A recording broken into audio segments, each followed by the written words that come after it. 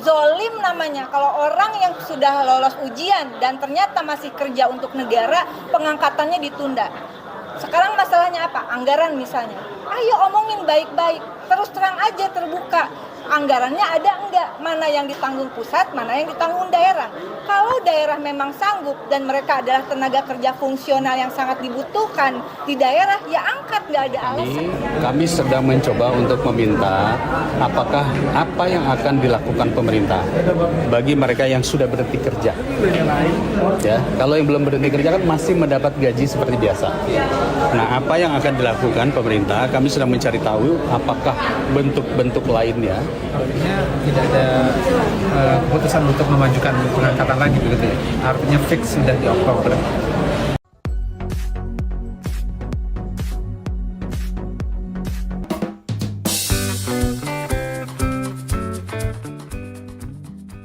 Assalamualaikum warahmatullahi wabarakatuh. Apa kabar rekan-rekan semuanya? Di video kali ini kita akan mengupdate informasi terkini berkaitan dengan penundaan pengangkatan rekan-rekan semuanya.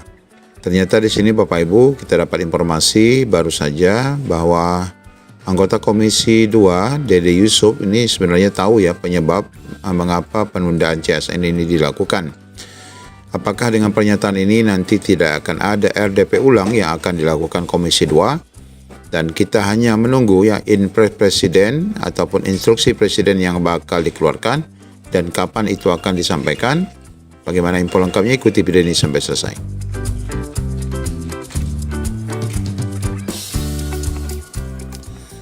Ya, tadi kita sudah melihat sedikit cuplikan wawancara Dede Yusuf. Nanti kita akan dengarkan secara lengkap di akhir video. Namun kita akan sampaikan dulu informasi yang juga dimuat di laman JPNN berkaitan dengan alasan sebenarnya mengapa pengangkatan kita semua ini ditunda. Sebagaimana kita ketahui, BKN dan PAN-RB telah pun mengungkapkan alasan penyesuaian jadwal pengangkatan P3K dan CPNS, di mana dalam keterangan resmi Humas BKN dijelaskan bahwa salah satu alasannya karena banyaknya instansi yang mengajukan permohonan penundaan dan juga berkaitan dengan penyamaan TMT bagi rekan-rekan CASN. Karena itu pemerintah memutuskan bahwa untuk rekan-rekan CPNS ini menjadi 1 Oktober, di mana SPMT-nya juga akan diterbitkan di tanggal yang sama, yang mana pengangkatannya untuk CPNS ini dilakukan di 1 September. Artinya lebih cepat 1 bulan. Sementara itu untuk P3K, TMT 1 Maret, sedangkan pengangkatannya adalah 1 Februari dan lebih cepat juga 1 bulan. Berkaitan dengan hal itu, terbitlah surat Kepala BKN yang mengatur tentang jadwal ya yang terbaru yang sudah kita bahas sebelumnya.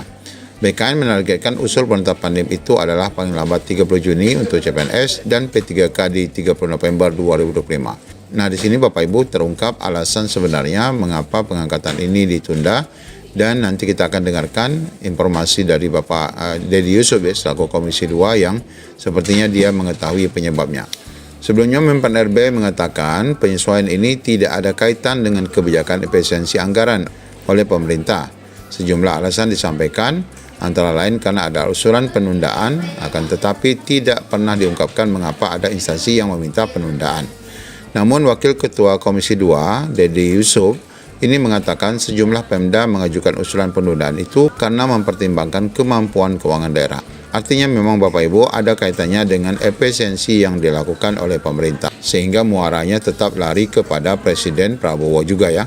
Akhirnya CPNS akan diangkat pada Oktober 2025 dan P3K pada Maret 2026. Ini dilakukan sambil menunggu kesiapan keuangan daerah, kata Dede Yusuf. Diungkapkan juga bahwa sejumlah Pemda mengajukan penundaan karena keberatan dengan penambahan jumlah P3K hasil seksi 2024. Keberatan karena belanja pegawai sudah melampaui ambang batas 30% dari total APBD.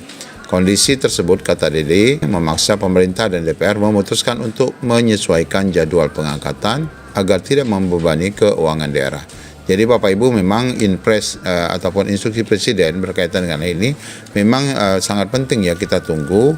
Kalau memang akhirnya muara dari penyebab awalnya ya presiden sendiri, yaitu dengan adanya efisiensi anggaran. Dikutip dari Antara, Gubernur Sumatera Selatan Herman Deru menyampaikan hal yang sama, bahwa dia mengatakan alasan pengangkatan CSN diundur ini kemungkinan karena terdapat banyak hal yang disesuaikan, mulai dari penyelesaian masalah administrasi, pembayaran gaji, dan sebagainya.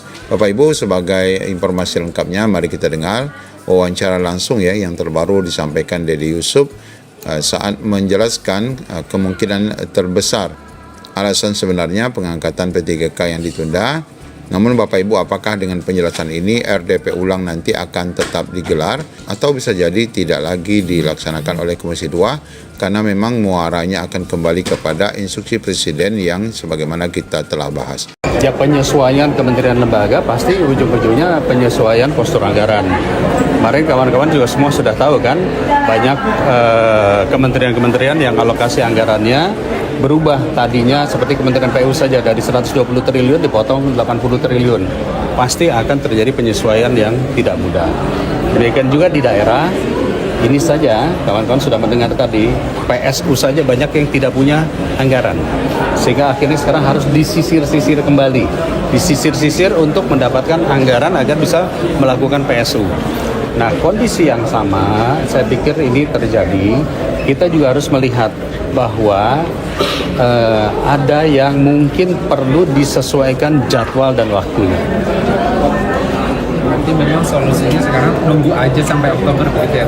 Ya, kalau kami sedang mencoba untuk meminta apakah apa yang akan dilakukan pemerintah bagi mereka yang sudah berhenti kerja. Ya, kalau yang belum berhenti kerja kan masih mendapat gaji seperti biasa. Nah, apa yang akan dilakukan pemerintah? Kami sedang mencari tahu apakah bentuk-bentuk lainnya bagi mereka yang sudah mengajukan berhenti kerja atau bagi daerah yang sudah siap. Karena ada juga daerah yang sudah siap.